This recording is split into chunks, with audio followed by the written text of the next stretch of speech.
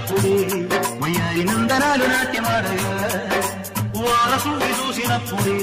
వరాల వాంఛలెన్ని పల్లరించగా నందుడింత చిందులేసి అందమైన వారుడే తన వాడై పూర్వంక వాహనాన్ని గోపురానికి స్వరాల గణగణ గంటనే మోగలేదా గోపబాలు వచ్చినాక గోకులానికి పెదాల కిలకిల పువ్వులే పుట్టలేదా